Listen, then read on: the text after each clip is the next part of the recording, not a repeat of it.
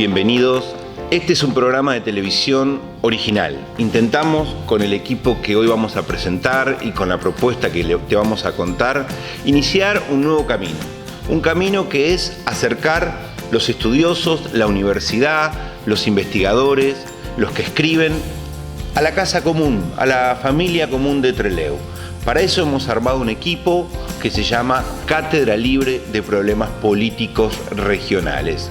Ese equipo está amparado u organizado por una fundación, por una ONG que se llama FUDEPA, Fundación para una Democracia Participativa, y avalado por la Universidad Nacional de la Patagonia. Juntos y con estos profesionales que vas a conocer hoy, empezamos un ciclo que ojalá nos acompañe, con invitados, con reflexiones, ya te vamos a contar. Por otro lado, soy José María Ramón, docente, muchos me conocen, investigador, escritor y a veces un activista social. Así que con todo el cariño y con todo el compromiso para ustedes, para aportar a lo que nos está pasando en la sociedad, iniciamos un ciclo fantástico, muy ilusionados, rogando que nos acompañen. Vamos a conocer un poco a este equipo y nuestros sueños para este programa. Hola a todo el equipo, es un gusto poder compartir con ustedes esta mesa y también es un gusto que la Cátedra de Problemas Políticos Regionales, a través de un formato de televisión que se va a llamar Cátedra al Aire, pueda estar presente en los hogares de Trelew. Mi nombre es Edith Terenzi, yo soy politóloga como el resto de mis compañeros, tengo una especialidad en sistemas electorales, me dedico al análisis de los sistemas políticos, pero no va a ser solamente ese el tema que vamos a tratar, aunque probablemente esté dentro de los temas de la cátedra. La idea es que entre todos podamos desarrollar un pensamiento crítico, que podamos analizar las cosas que nos suceden día a día y que nos importan, porque en definitiva todo lo que suceda dentro de la política, a la corta o a la larga, nos llega a nuestra mesa. Entonces, la idea es que esta mesa se vea cubierta de nuevos invitados, de invitados especiales que aborden temáticas que nos van a interesar a todos, y te invitamos a que nos acompañes porque va a ser un programa muy entretenido. ¿Cómo están? ¿Cómo están todos? Qué alegría este primer programa, ¿no? La verdad, mucho trabajo, hace 3 años que ya venimos, este es el tercero que estamos trabajando en la Cátedra Libre. ¿Qué desafío un programa de televisión? ¿Cuál fue el objetivo que nos planteamos? Que la cátedra o lo que pasaba en la universidad, vamos a explicarlo bien a todos los que nos están escuchando, pudiéramos compartirlo con todo el mundo. Cualquier persona de Trelew, de Madryn, de todos los que atentamente siguen este canal, puedan saber y pensar con nosotros, compartir, proponernos cosas, debates, porque vamos a dejar abierto un correo electrónico también para, anticipándonos al próximo programa, se puedan comunicar con nosotros para charlar. Mi nombre es Gabriela Liendo, yo también obviamente soy politóloga, me he dedicado más a la gestión de la educación y por ahí transito, hoy a cargo de un instituto de formación docente y técnica, a cargo del Ministerio de Educación, por supuesto. Así que nada, desafío absoluto, tratar de hablar sencillo, pasarla bien, profundizar en los temas, que nada nos parezca difícil de entender. No vamos a dar clase, lo prometemos, no vamos a dar clase, vamos a tratar de pensar juntos. Ese es el desafío. Hola a todos, hola equipo. Bueno, soy licenciado Horacio Giaquinta. En realidad es un gusto poder estar en esta cátedra al aire por el 12, especialmente porque vamos a tratar de abordar los problemas políticos regionales. Y yo quisiera diferenciar un poquito la política y la ciencia, ¿no? Porque venimos justamente de la universidad. La política va mucho más allá de lo científico, tiene otras connotaciones más allá de lo científico. Por eso en esta mesa va a estar muy bueno poder juntar actores políticos, actores sociales, relacionarlos con la región. Una región muy particular, porque ustedes saben que Chubut somos pocos habitantes, tenemos ciudades que son como casi polis, son todas distintas, pero no lo voy a dejar y no lo voy a tratar ahora. Lo vamos a hacer más adelante con el programa. Así que realmente un gusto poder compartir con mi equipo, poder compartir con todos ustedes esta cátedra al aire que hoy empieza como el primer programa. Muchas gracias. Bueno, buenas tardes. Yo soy la licenciada Silvana Castelnovo. Mi especialidad dentro de la ciencia política es la opinión pública, la consultoría. Soy la mala de las encuestas a veces. Y bueno, también vengo a colaborar con la cátedra, con mis compañeros, para trabajar en mostrarle a la gente qué se puede hacer desde la universidad y también desde el ámbito político en sí, para invitar a los vecinos a que participen, para que podamos analizar las políticas públicas, para que podamos dar nuestra opinión, para que realmente sea una cátedra abierta, una cátedra al aire para todos. Entonces, bueno, con ganas de trabajar, con ganas de invitarlos a que se comuniquen con nosotros, a que entiendan que la política no es solamente aquellas malas cosas que tenemos siempre presentes, sino que podemos verlas desde otro lugar y que todos somos actores y partícipes. Por lo tanto, bueno, invitarlos a que se conecten con nosotros a través de Canal 12 en Cátedra al Aire y que se enganchen para por ahí trabajar entre todos juntos en este nuevo proyecto.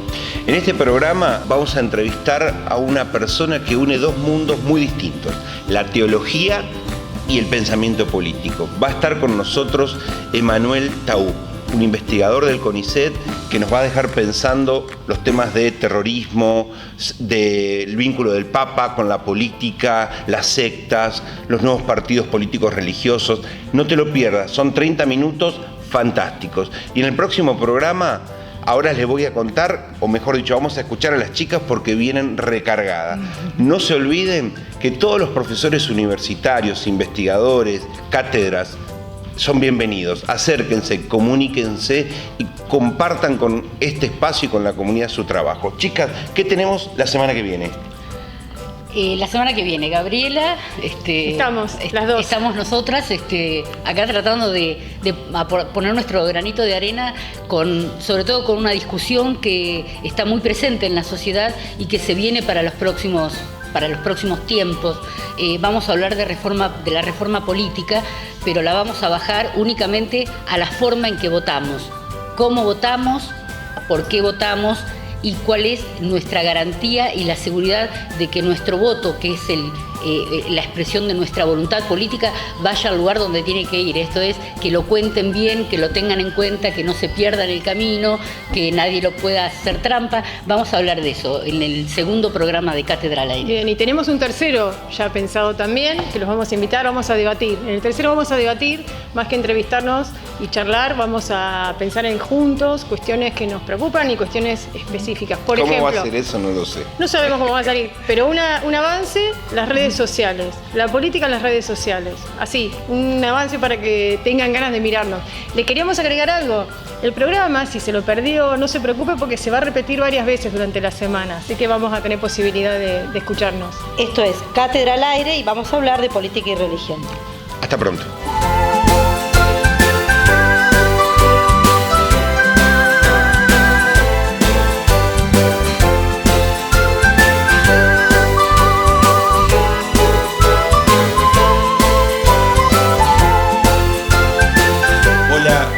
Acá en el programa Cátedra al Aire. Hoy un día especial. Tenemos un tema complejo, apasionante para compartir con toda la ciudadanía. Vamos a ver y a pensar juntos con un invitado fantástico temas de teología y de política, las religiones y la política. Cuánto de convivencia, de conflicto y de influencia. Tema que se aborda poco pero que importa mucho. Tenemos hoy con nosotros a Emanuel Taú. Emanuel Taú es un especialista en el tema, es un investigador del CONICET, autor, entre otros libros, de La modernidad atravesada. Un libro apasionante. Tiene otros trabajos, compartimos como El pensamiento judío contemporáneo y otros más que nos va a compartir. Vamos a ver qué pasa en esta entrevista, cuánto aprendemos, cuánto nos enojamos y cuánto nos quedamos pensando con Emanuel. Emanuel, bienvenido, gracias por estar en Chubut, para nosotros es un placer tenerte. Hoy vamos a compartir con vos una conferencia sumamente jugosa a las 7 de la tarde en la universidad y vamos a arrancar de entrada, no perdamos el tiempo. La primera cosa que queremos charlar es si el mesianismo en política, si esa actitud de ir hacia adelante, de tener la verdad, de pedirle a los demás que lo sigan, viene de la religión y está mal insertado en política, está mal entendido. ¿Qué historia tiene lo del mesianismo en política? Bueno, ante todo, muchas gracias por la invitación, José, al programa y la posibilidad de estar acá en Chubut con ustedes y de poder hablar sobre estos temas y lo interesante de que la universidad se acerque a los investigadores y los investigadores que somos parte de la universidad también podamos mostrar de lo que trabajamos. Es una muy buena pregunta esa con la que arrancamos, sobre todo porque lo interesante de la relación entre teología y política tiene que ver con hasta qué punto las ideas políticas trataron durante la historia de separar lo religioso de lo político, los paradigmas teológicos de los políticos, y cómo sin embargo vemos que están inmersos en la vida política. Un ejemplo interesante es el que nombraste recién, ¿no? El de ese uso de la palabra mesiánico, ¿no? Esta palabra, este líder es mesiánico, esta persona es mesiánica. Es interesante porque sí, o sea, la palabra Mesías, o sea, es una palabra netamente teológica del paradigma religioso, ¿sí? Sobre todo que viene digamos, de la matriz judía, que pasa a la cristiana, principalmente haciendo referencia a Cristo, haciendo Cristo Mesías. Ahora, es interesante porque mezcla diferentes cosas, o sea, desde la perspectiva religiosa, que está también en el Islam, que desde la perspectiva religiosa que uno lo toma, el Mesías es una figura que tiene que venir a salvar el mundo, ¿no? A salvarlo de la violencia, al salvarlo del caos. Entonces, hay una referencia, tiene una cierta lógica usar la palabra Mesías para pensar en un líder político. Lo que pasa es que es interesante porque después tratamos de plantear una sociedad laicizada, secularizada, y vemos cómo estas palabras entran al discurso o a la jerga política. O sea, Pero ¿es compatible una democracia donde convivan todas las religiones, una democracia que se separe de las iglesias, con una influencia religiosa en lo ideológico fuerte? ¿O debiéramos, para fortalecer la democracia, ir construyendo propios pensamientos y separándonos de la teología, de las influencias religiosas? ¿O cómo lo ves esto? Yo creo que para dar origen a la democracia fue necesario distinguir y separar política de religión, ¿sí? Y sobre todo la institución del Estado de la institución de la Iglesia, ¿sí? Porque cuando hablamos de Estado moderno estamos hablando sobre todo del paradigma cristiano, ¿no? de la Iglesia y del católico, digamos, y después de donde estemos hablando de diferentes configuraciones. Pero lo interesante es que, sin embargo, esa matriz entra. O sea, yo creo que justamente si dejamos de verlo con un signo negativo, ¿sí? No quiere decir meter de vuelta a la institución religiosa dentro de la democracia, pero sí meter determinados valores desde la religión a la institución democrática.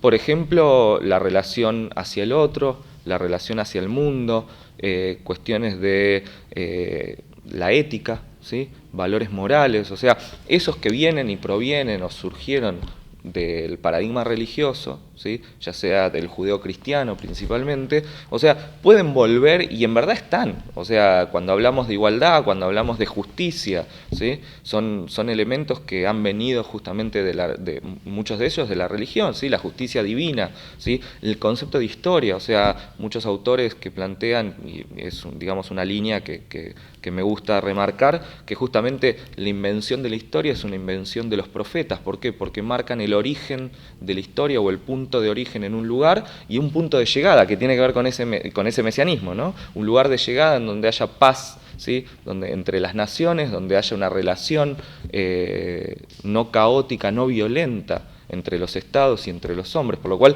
esa idea, esa configuración de historia es una configuración que viene desde la matriz teológica, una teología política.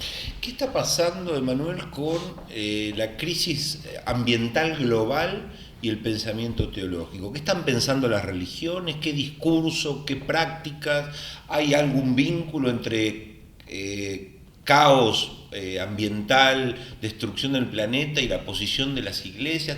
¿Son funcionales a la destrucción del medio ambiente? ¿Qué está pasando? Bueno, yo te lo puedo desarrollar desde dos lados, que son los digamos, lugares desde donde trabajo, en primer lugar desde el judaísmo y desde el cristianismo, especialmente desde el catolicismo. Bueno, fundamentalmente la encíclica papal que sacó el Papa Francisco, que se llama Laudato Si, el cuidado de la casa, ¿sí?, que salió el año pasado, donde justamente es un texto que se dedica, o sea, donde él hace un llamado al mundo, digamos, a los habitantes del mundo y a todas las naciones a cuidar el medio ambiente, ¿sí?, donde dice que hay problemas de la biodiversidad, problemas del agua, problemas del aire, donde tiene una idea de una ecología cultural, ¿sí?, donde pone sobre el tapete y como problema para todos los estados y las naciones el problema ecológico, ¿sí?, y el cambio climático. Ahí tenemos un fuerte paso adelante desde la institución católica y principalmente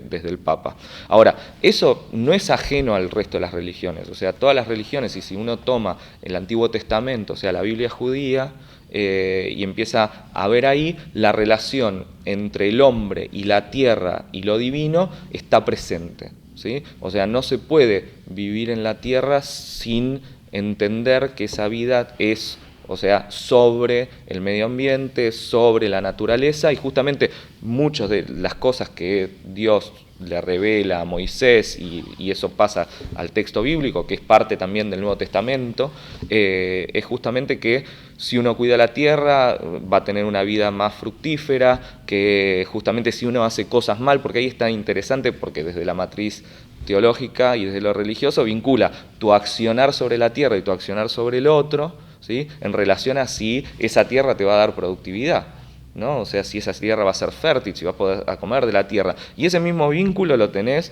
en la idea mesiánica, porque se dice que en el tiempo mesiánico va a ser una tierra donde brote leche y miel. O sea, ¿qué quiere decir eso? Una tierra donde no haya problemas de alimentación, ¿sí?, donde todos puedan tener su comida. En algún punto, tal vez uno de los grandes males del mundo, sobre todo para el judaísmo, no solo es la pobreza, sino el hambre. Y creo que eso es también parte de todas las ramas cristianas. O sea, mientras una persona muera de hambre es que estamos haciendo mal las cosas en cuanto a la tierra, por lo cual el problema del medio ambiente y el problema ecológico es muy presente, o está muy presente en el paradigma teológico desde inicios mismos de la religión monoteísta, por lo menos, que es donde me dedico a estudiar. Emanuel, cambiando un poquito de tema o agregando, hemos charlado en estos días sobre una enseñanza de una autora muy importante en nuestra profesión que se llama Hannah Arendt.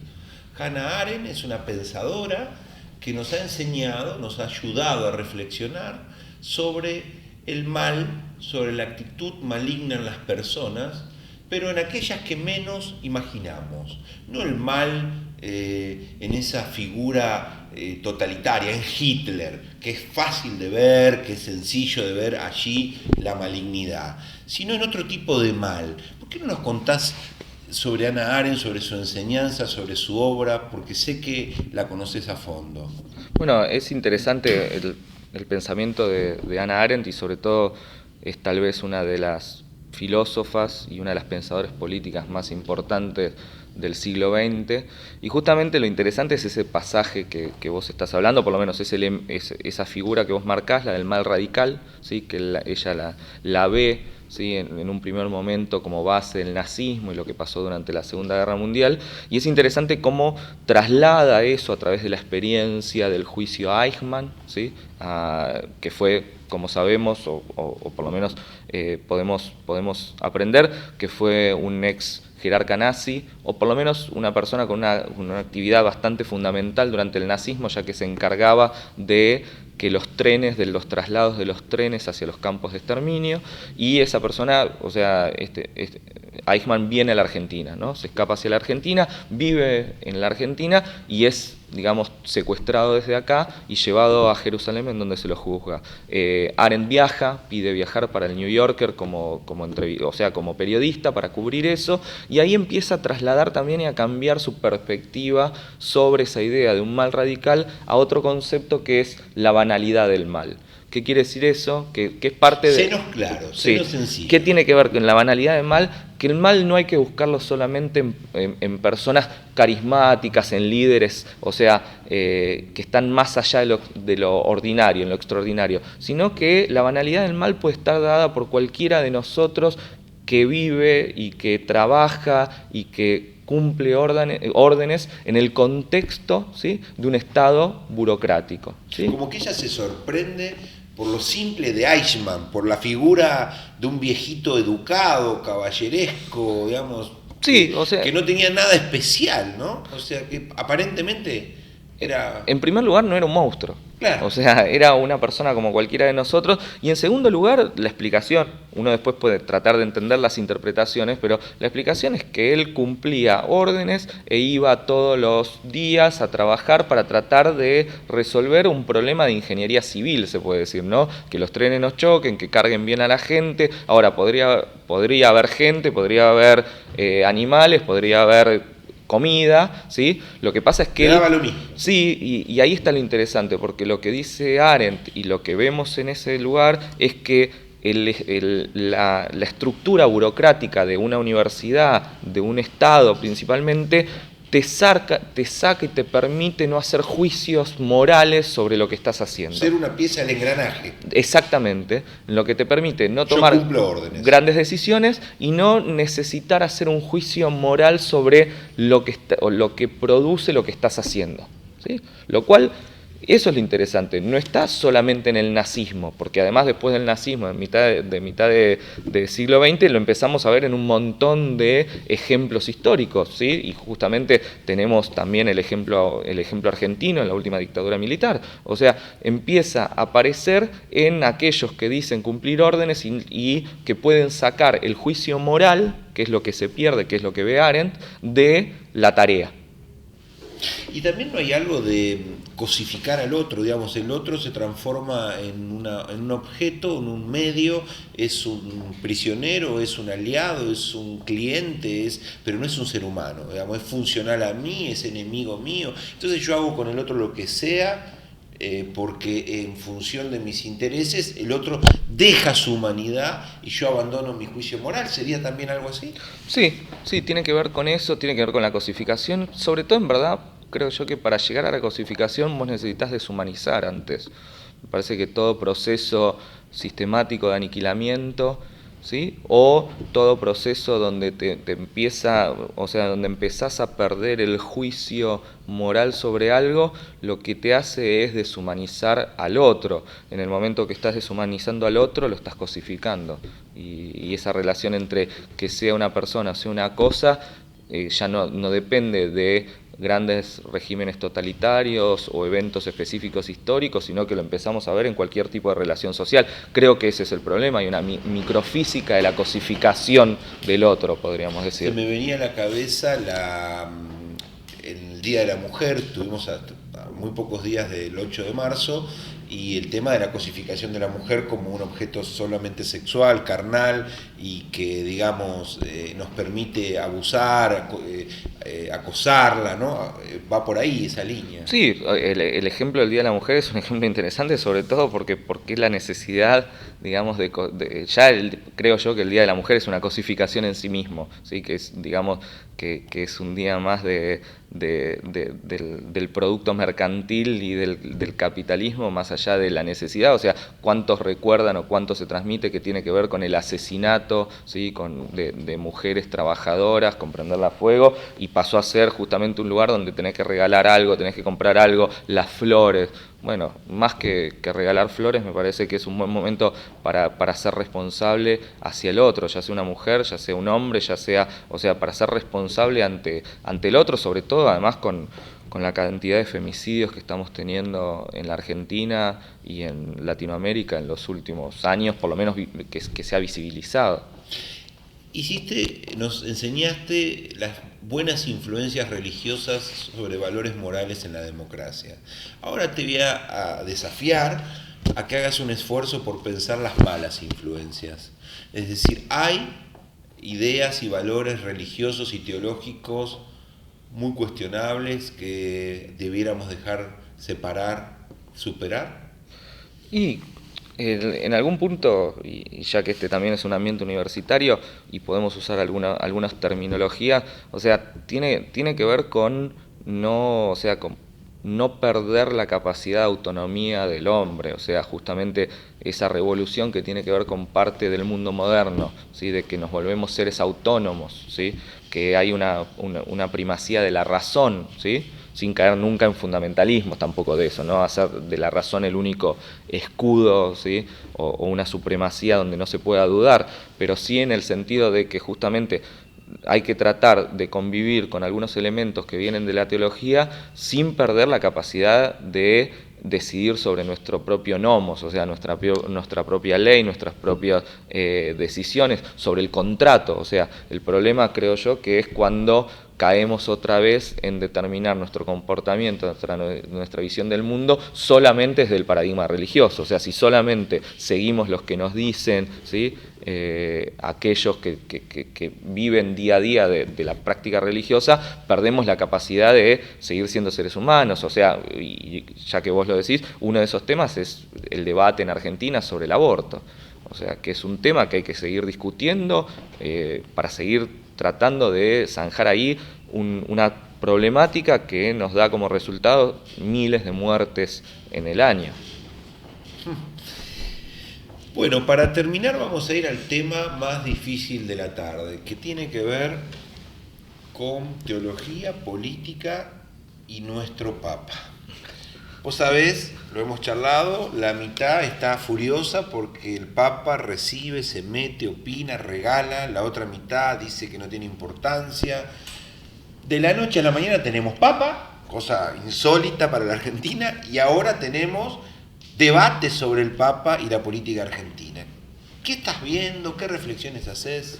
Bueno, es una problemática bastante actual que otra vez trae, ¿no? El paradigma teológico a la vida política y sobre todo a esta argentinidad que ya falta o sea, ya teníamos un Maradona, ya teníamos un Messi y ahora tenemos un Papa.